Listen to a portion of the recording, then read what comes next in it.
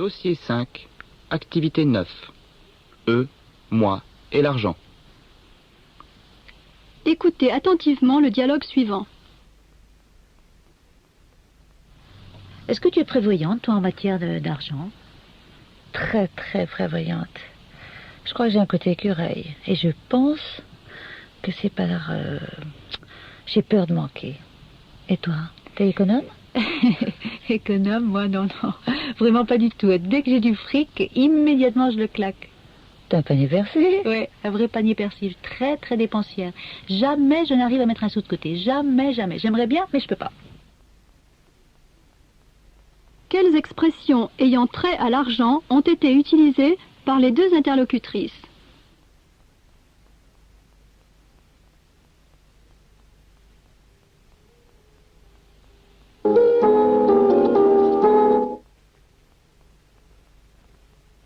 Dossier 5, activité 15. Décodage. Transcrivez intégralement ou partiellement le texte que vous allez entendre. Le point de vue des Français à l'égard de l'argent demeure assez largement moralisateur, bien que la possession d'argent, si l'on en croit les sondages, est moins mauvaise presse qu'auparavant. Si l'on demande par exemple aux Français de classer les proverbes relatifs à l'argent, on peut en déduire une permanence des formules moralement rassurantes, comme « bien mal acquis ne profite jamais » et « l'argent ne fait pas le bonheur ». Mais si un proverbe permet de concilier l'honnêteté avec la possession de l'argent, comme c'est le cas pour « mieux vaut faire envie que pitié », il recueille alors une très large approbation.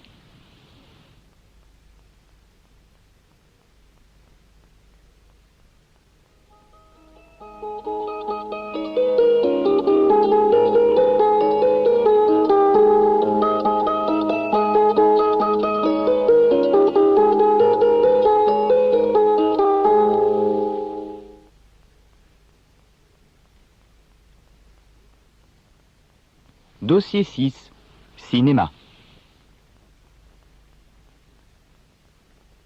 Dossier 6, activité 4.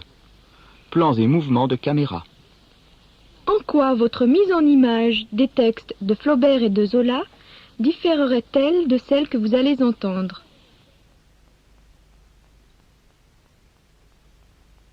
Il y a cette idée-là, moi, je crois, d'une part, dans la première phrase, du paysan dans son ensemble, dans son décor, quelque chose de très lyrique. Et ensuite, il y a des choses...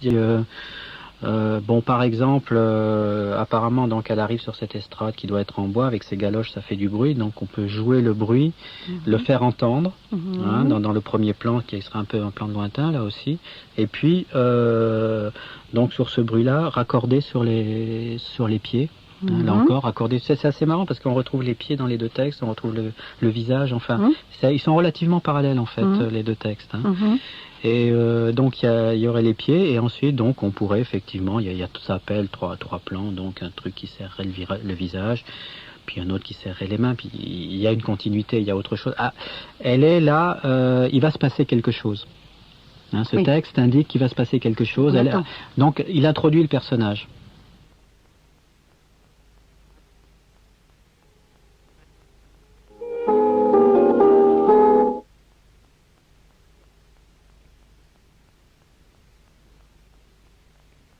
Dossier 6, activité 13, échange.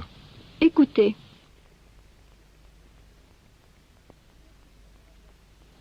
Monsieur, est-ce que vous êtes amateur de cinéma? Est-ce que vous êtes cinéphile? Est-ce que vous y allez souvent au cinéma?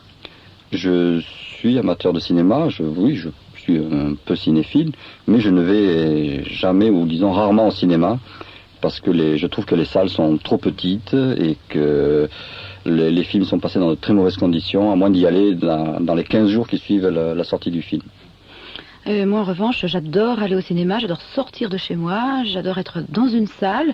C'est vrai que la qualité des salles et les projections est de plus en plus mauvaise, mais on revient en grande salle, et vraiment, pour moi, c'est un plaisir d'être au spectacle, vraiment. Je voudrais savoir aussi si vous avez si vous y allez au cinéma, quand vous y allez, si vous avez des heures de prédilection, ou des jours de prédilection, ou des saisons de prédilection. Non, en général, c'est le soir et le week-end. En journée, jamais. Non. Moi, si.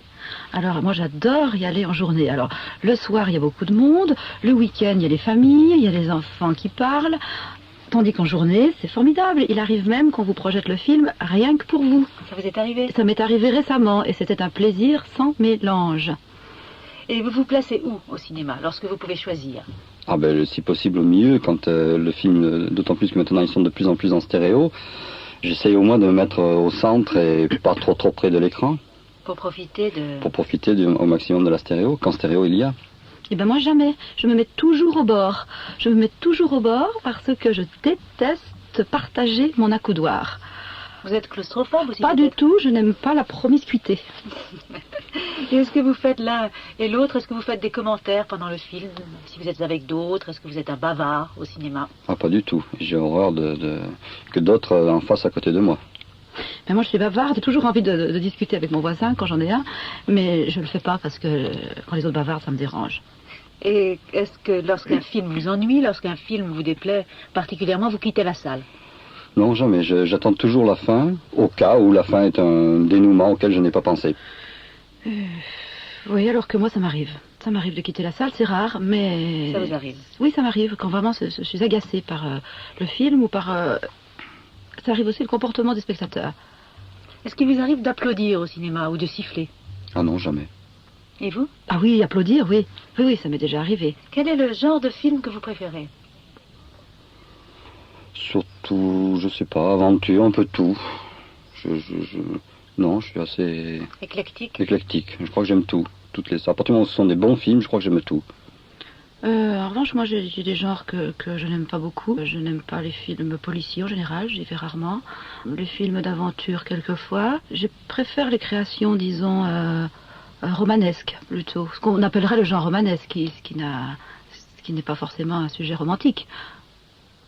Vous aimez rêver donc au cinéma? Ah, j'adore rêver. C'est ce que j'attends du cinéma, qu'il me fasse rêver. Et vous-même? Ah oui, moi aussi, j'adore rêver. J'y vais pour ça. Et est-ce que vous pleurez au cinéma? Non, mais des fois, j'avoue que... Les larmes, oui, je suis assez sensible, oui. Et vous, madame? Oh, je ne pleure jamais. En revanche, je ne pleure jamais. Ni au cinéma, ni dans la vie? Ah, dans la vie, ça m'arrive, mais en tout cas, au cinéma, rarement. Eh bien, je vous remercie.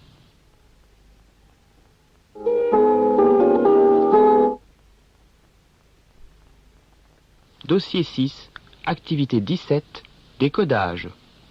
Transcrivez intégralement ou partiellement le texte que vous allez entendre.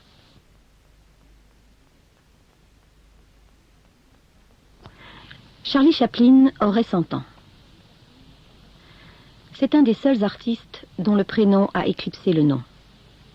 Un des rares comédiens dont la célébrité a traversé le siècle.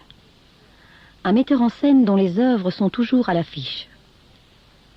Son apparition sur un écran déclenche les mêmes réactions qu'avant la Première Guerre mondiale. Sa démarche saccadée, son regard noir, sa petite moustache et sa badine, ses souliers éculés et son sourire carnassier ont littéralement fait le tour de la planète. Le petit homme au grand cœur qui prenait des coups de pied au cul est devenu une légende. Mieux, un archétype, un nom commun, une expression populaire. Charlie Chaplin, mort au bord du lac Léman le soir de Noël 1977, à l'âge de 88 ans, aurait 100 ans aujourd'hui. Il était né à Londres le 16 avril 1889. On n'oublie pas le vieil amoureux pitoyable d'un roi à New York, l'un de ses derniers films, ni le féroce Monsieur Verdoux, ni même le rival de Hitler du dictateur. Mais il reste pour tous le vagabond, l'éternel fugitif, un Don Quichotte dérisoire qui ne cesse de courir à la recherche du bonheur. Une silhouette dégingandée, sautillante, qui disparaît au coin d'une rue, dans la lumière tremblante.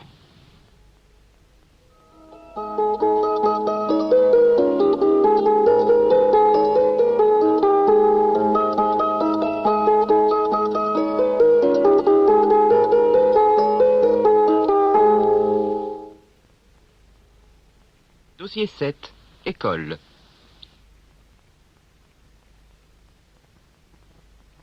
Dossier 7, activité 3, échange.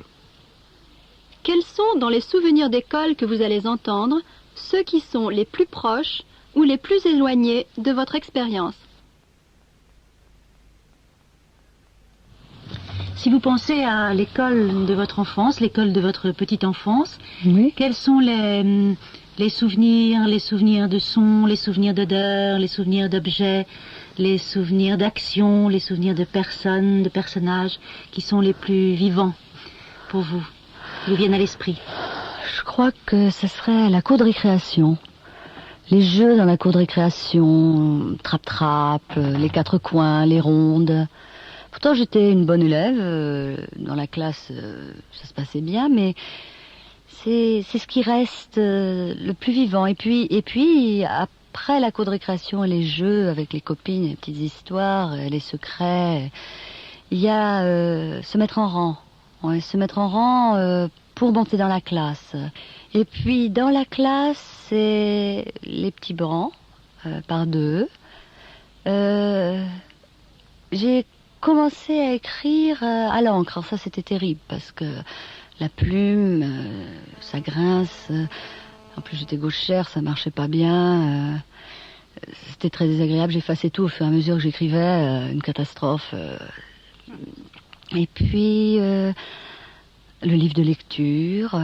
Et puis aussi, je me rappelle des dessins au mur. Au fur et à mesure que l'année passait, il y avait de plus en plus de dessins au mur. Il y avait de plus en plus de choses faites durant l'année. Dessins, travail.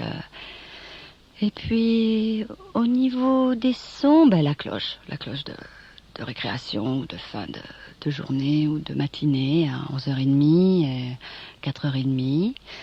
La cloche de rentrée aussi, à 8h30 à 1h30, de récréation au milieu des deux périodes. Et puis, le bureau du maître et le tableau avec, par exemple, les exercices de maths écrits à la craie déjà tout prêt à avoir les compositions. Ça, c'était terrible.